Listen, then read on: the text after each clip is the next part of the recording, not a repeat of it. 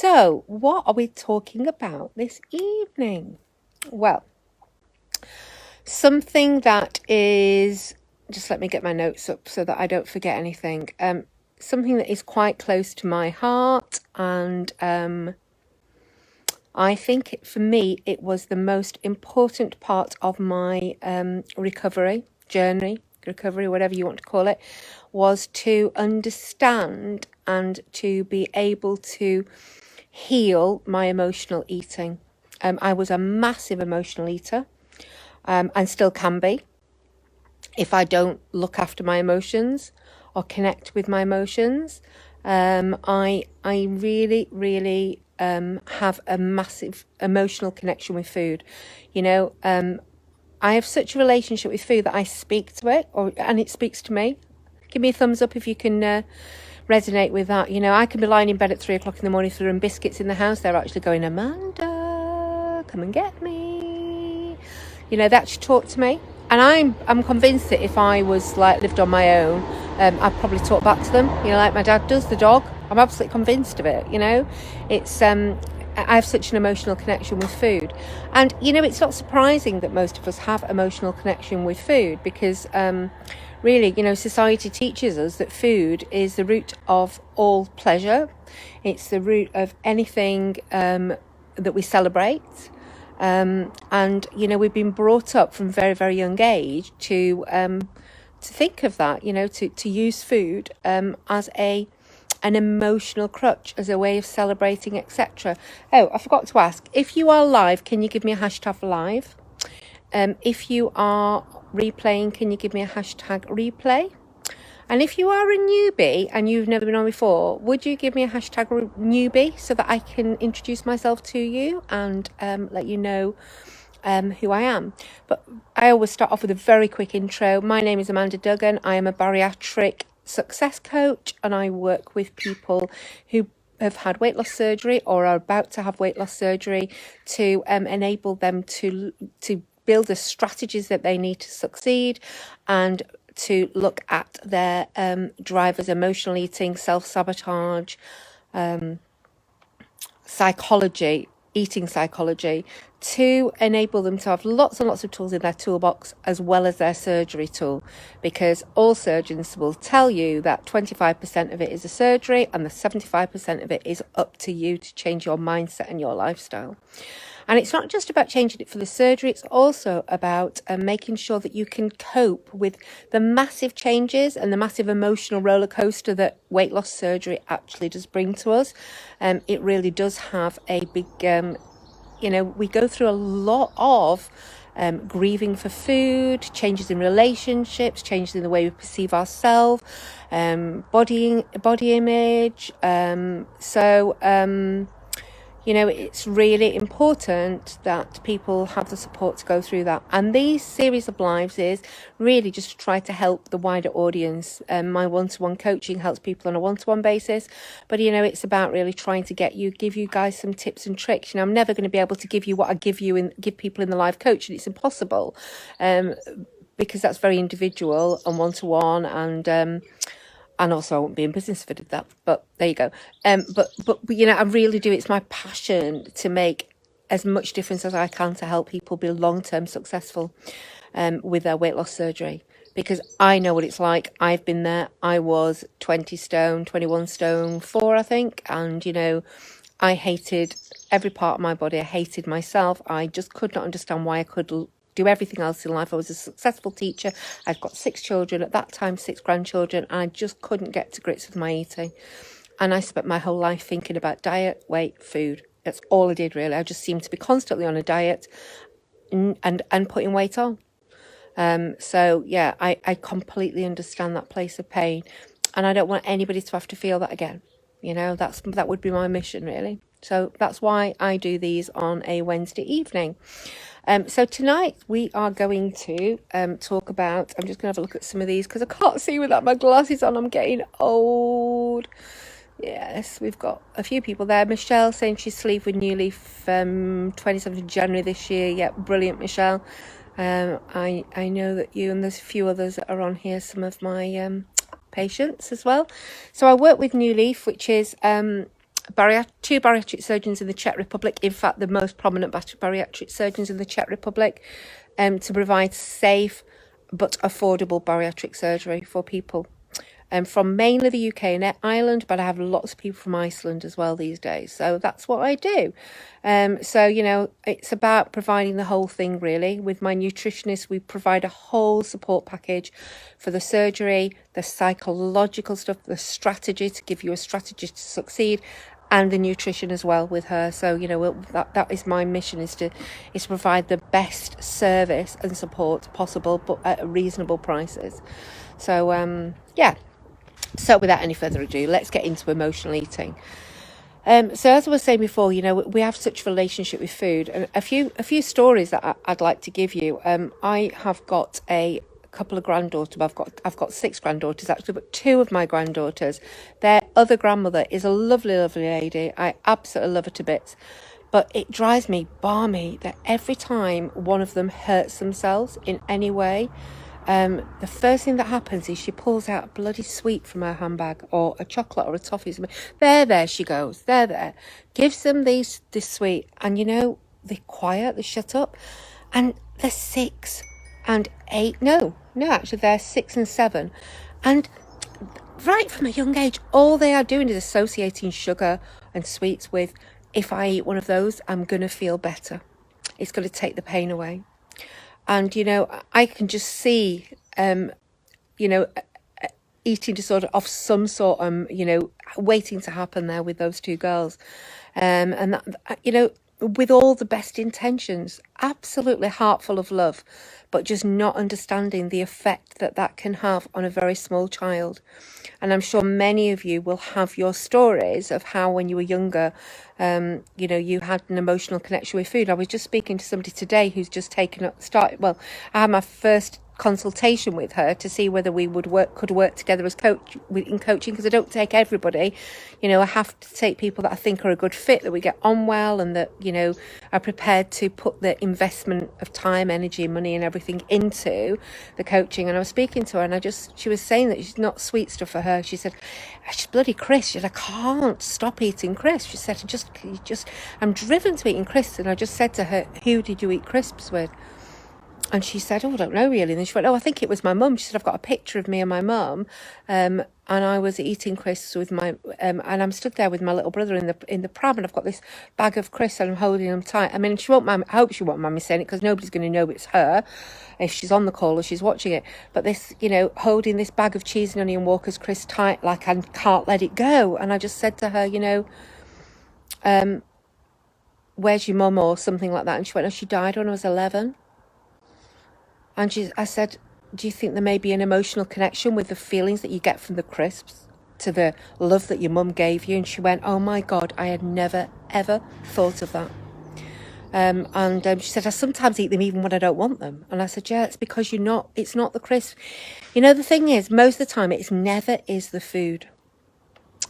It's the feelings that we're trying to get from the food. So it's the fixing the feelings that we try to do with the food, and the longer it goes on for, the more disassociated we get with our feelings. So we don't even know that we're fixing a feeling, because we're not even aware of the feeling. I can't tell you how many people I'll say to you, are you an emotional eater? And they'll go, no, I don't eat my emotions. And I'll say, so why do you eat then? Why do you eat when you don't want to eat? Why is it when you really, really want to lose weight and it's the most important thing to you, why do you eat if you've not got an emotional connection with food? Because you have to be trying to fix an emotion or get some ease or comfort out of that food, or you've got some mad, great self-sabotage. And most people, to be fair, have got a bit of both.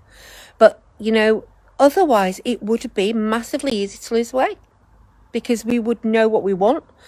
Most of us are very, very good at that. I knew what I wanted. I went to university. I knew what I wanted. I did all the study and I got my degree. I got 3% off a 2-1. I mean, a first. I'm like gutted that I didn't get the first. But you know, I mean, willpower, determination, dedication is not a problem for me. But when it comes to food, it's entirely different. And it's because of this emotional connection and self-sabotage. And they are the 2 biggest things that we need to overcome if we want to be free from the bondage of food. So if we want to live to eat instead of eating to live. I am absolutely convinced of that.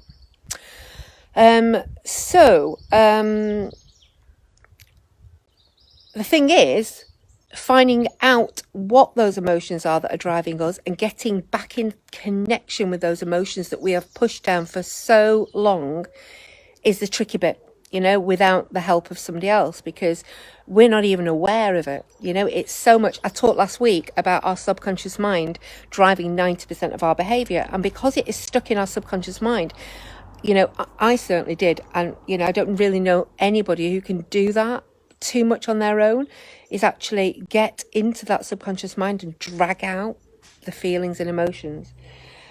Because it's like a vicious circle of dieting, looking at emotional eating, self-sabotage can help. Looking at this emotional eating and self-sabotage can help more than any surgery to stop this cycle, because the surgery is not going to do that. The surgery will give you a stop button. Yeah.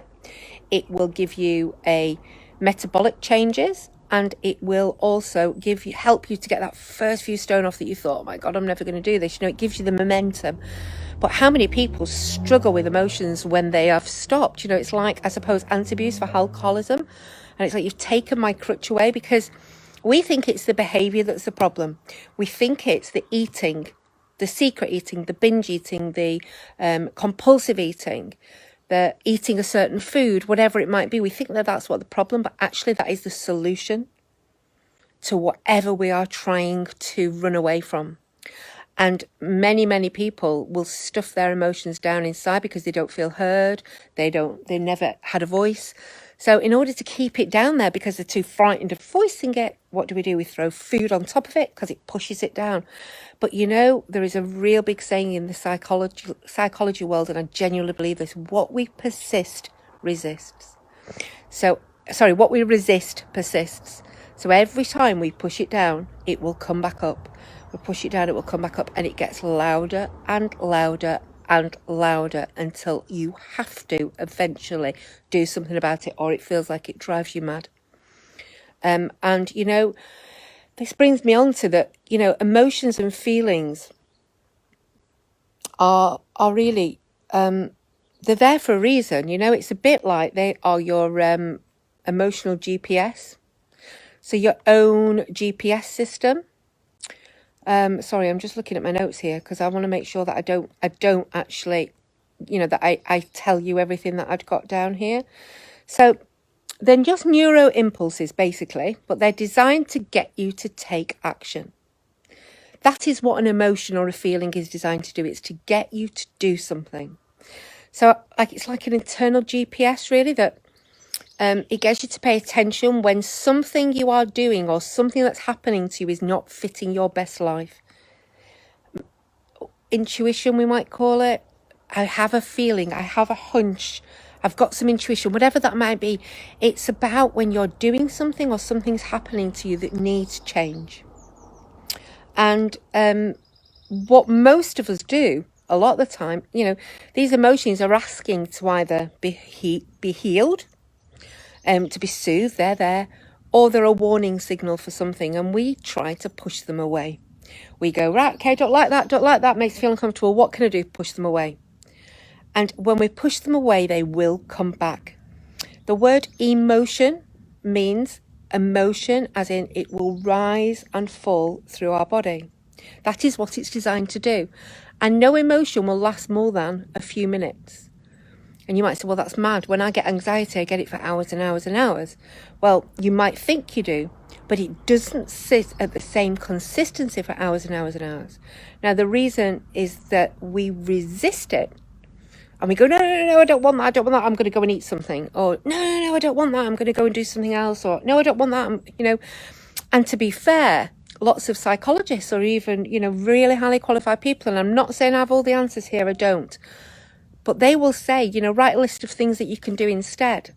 Now, that's brilliant in some ways because it helps you to manage it in that moment, and it might give you a little bit of space from that emotion to maybe make a better choice. But the problem is, if you don't learn to sit in that emotion and let it tell you what it's trying to tell you, then you are going to be running from it forever. And it will get louder and louder and louder until then it gets to a stage where you disassociate from emotions at all. People just don't feel anything. You get numb.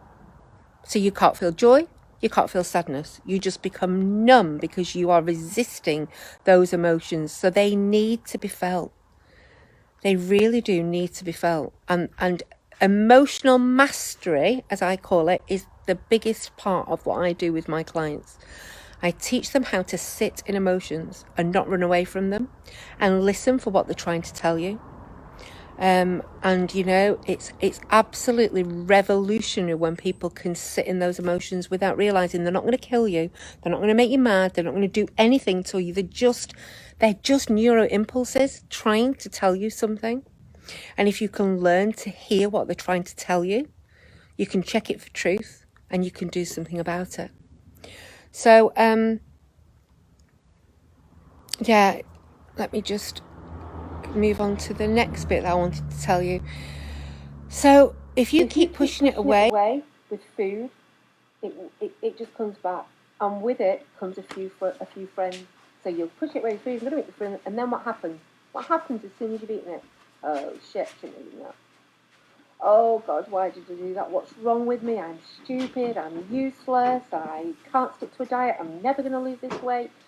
You know, all of those negative things. It comes back, but it comes back with a few friends with it.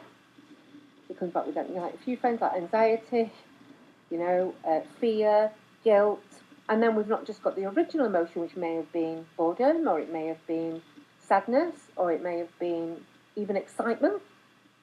But we've got a few friends that are wrapped around that emotion as well. And then next time it comes back with a, you know, but we have to learn to sit with them. So I was talking about emotions rising and falling.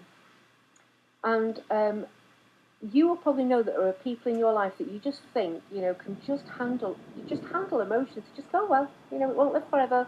Oh, well, nobody died. Oh, well, you know, this time next week I won't even be thinking about it. All those things that I go, and I go, yeah, but it's so painful. But yeah, but I just want to get away from it. I want to get out of my own skin. You know, I just can't cope with it anymore. And I've realised and learnt through lots of my training that there are feeling frequencies. So some of us are what I would call a wild feelers, and I absolutely include me in it. And I think most people that struggle with emotional eating are wild feelers. So I feel emotion, pain, really painfully. I cry at Lassie, beauty, films. You know, if I feel pain, I absolutely feel it so deeply that I almost can't cope. But I also feel joy really wildly too. And that's just a beauty that I have. And I realised that I wanted to get away from that for so long. For so long I've been trying to get away from that, but actually it's what makes me good at what I do. So it's about, I have empathy. I empathise with people, with my clients, and I can feel what they're feeling, which means I can help them so much more because of what I've gone through. I'll stop trying to get away from that. I think I've mentioned this before, and I'm sorry, forgive me for repeating myself, because, you know, all these things are so important, and sometimes people are on the calls previously. You know, I'm what I call a wild feeler, whereas my husband is what I call a mild feeler. You know, he feels emotion, but he doesn't have the massive emotional peaks and troughs that I do. I can see him when I'm dancing around the kitchen, you know, making tea, and I can see him looking at me. Part of him's going, what have I married? And then the other part of him, I can just see thinking, I really wish I could feel joy like that, you know? He just wants to, but he just can't, you know, just doesn't feel it, just doesn't get it. But when you feel emotions really wildly, particularly the sad emotions, you just want to get away from them so much more and so much quicker. So, you know, it's about managing those emotions and sitting them. And our body is designed as well, which makes it harder, is to move away from pain. Our subconscious job is to move us away from pain and into a place of ease or pleasure as quickly as it possibly can. So when you are in emotion and you're feeling some sort of feeling that you don't want, you know, you're driven to move away from it by your subconscious mind. But actually the very best healing and the very best way of managing these emotions when they've been causing us pain for so long, because the emotion itself is causing us pain. It's making us eat. It's not just about listening to the emotion, it's having an effect on the rest of our life. We are eating compulsively, secret eating, binge eating. We have to go to this lengths and extremes of surgery to try to heal this. So it's gone much, much further than a normal person. Oh, sorry, I'm not trying to say you're abnormal in any way, guys. Please don't think this. But somebody who hasn't got to the stage that we have, we need to start to say, right, okay, what is those emotions trying to tell us? How can we manage those in a better way? How can we sit in the emotion, and how can we feel it fully so we don't have to keep feeling it time and time again? And usually we find that there are 3 core emotions, 3, no more than 3, that drive every single one of them. And what we have to do is we have to look at those core emotions, find out what they are, and get to sit in them so we can find out what the messages are within those emotions, unwrap any of its friends that it's brought with it to begin with, because until we unwrap those friends, we can't get into that core emotion. And then we have to give that core emotion what it needed to heal itself. And that might sound like gobbledygook, but what I'm trying to say is, for example, one of my core emotions, or one of my core fears, if you like, is abandonment. My father committed suicide when I was 12, and I am terrified of being unloved and abandoned. I'm really terrified of it. It's one of my biggest things. Okay? And whenever something triggers that feeling, it might be that somebody walks down the street and I think they've snubbed me, but maybe they've just not seen me. But it triggers that, boom, it's like there, right in my chest, immediately. I'm like, oh my God, nobody likes me, nobody loves me, And it tells me a story. It plays this story in instants, in seconds. That story of you're crap, nobody likes you, nobody loves you, everybody's going to leave you, you're going to end up on your own, nobody's going to want you. And then with it becomes anxiety on top of that. And then with that anxiety becomes fear. And it just becomes yum, yum, yum, yum, yum. So I've got all these emotions on top of it. And what I have to do is to learn to give myself in that moment the answers to that emotion. The answers to what I was always wanting. No, you are lovable. It wasn't your fault that your father died. It's not your fault. Other people love you. It's okay. You are going to be all right. You are absolutely perfect exactly as you are. The chances are that that person didn't see you walking down the street.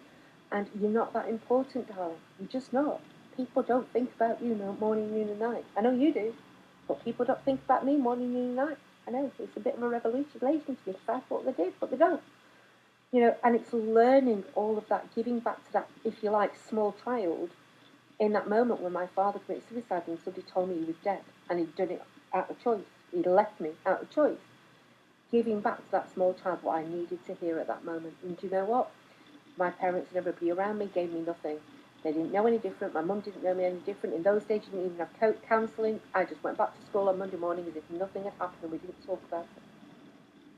And I needed somebody to say, it's going to be okay. It's not about you. You've done nothing wrong.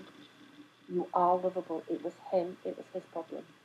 And, and then I've got other, I've got 2 others. And I'm not going to go through and bore you with my core emotions, but it took me a long time to get to the bottom of those and to know what I needed to hear, and to give myself tactics of how to get over those, and also my food scripts around that when those emotions come into play. It's not just about when somebody snubbs me. I can feel rejected for many, many things, and every time it takes me back to that place. So there's just an introduction to emotional eating. So you've got a bit of an idea of what it is, and why it's more important than just giving myself something else to do. Go and have a hot bath. Yeah, it might soothe it in that moment, but it's going to come back.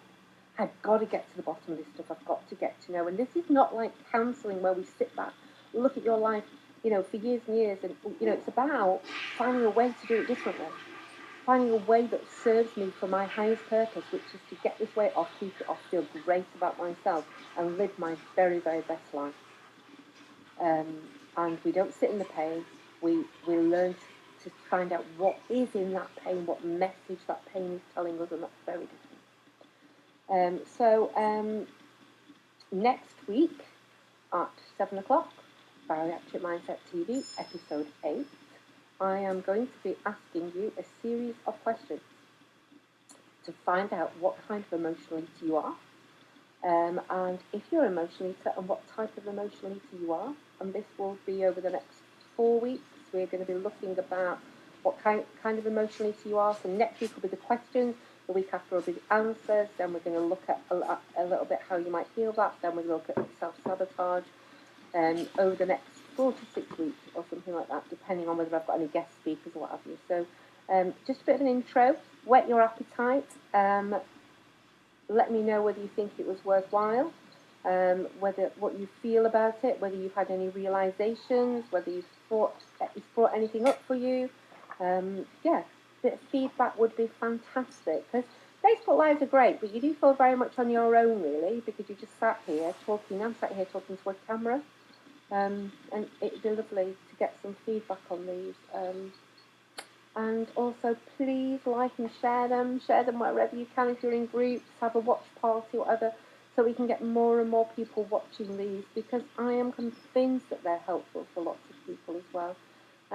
Really convinced that people need this stuff, and it's not widely out there. It's not widely attainable for people to access. Not that I'm aware of, anyhow. You may know differently, and if you do, be great. I'd love to find out who else is doing it, and maybe get together with them. So, if you know anybody else who's doing this stuff, let me know as well.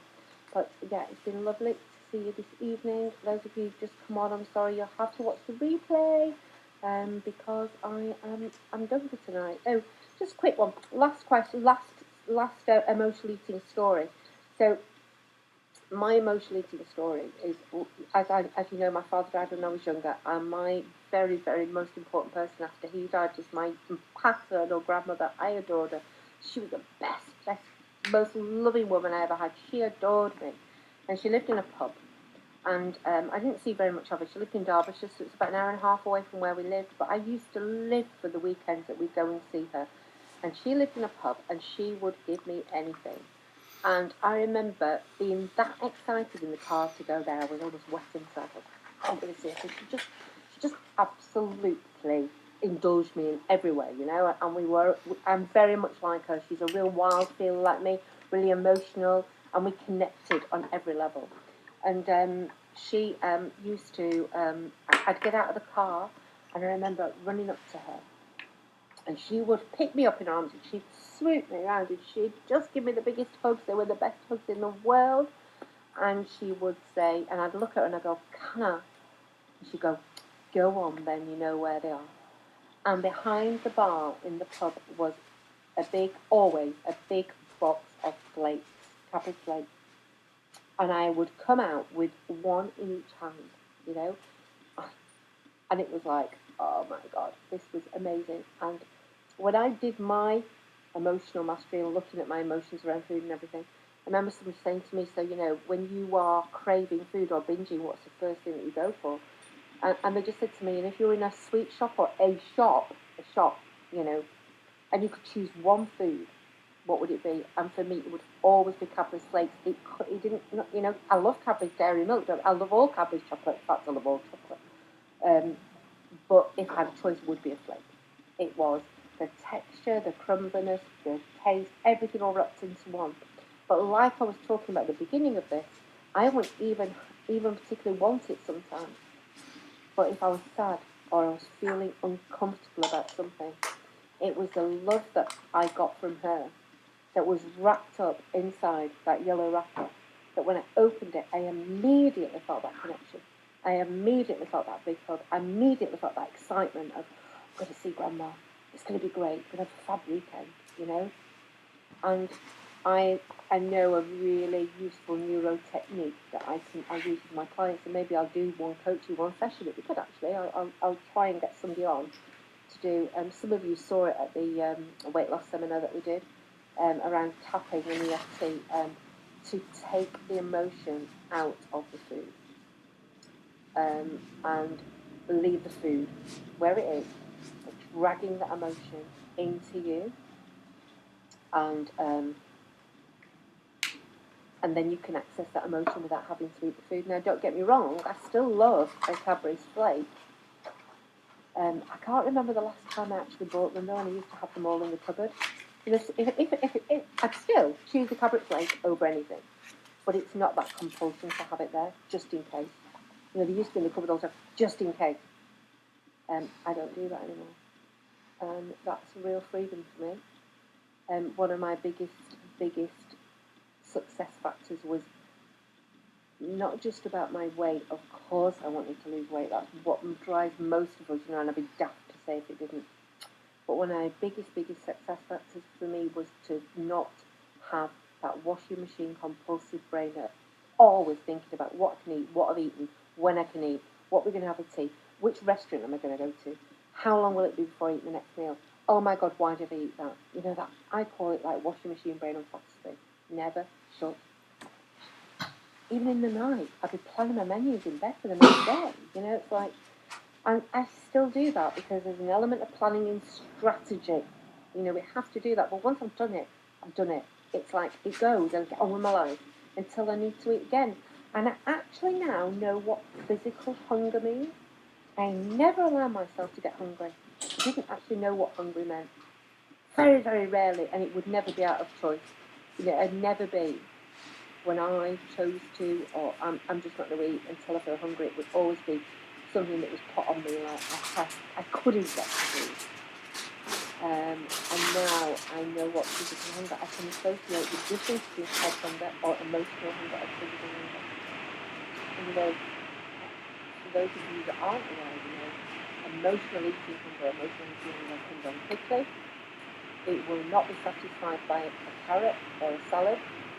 It wants a certain type of food, and it's usually carbs or sweet things. It's a certain type of food.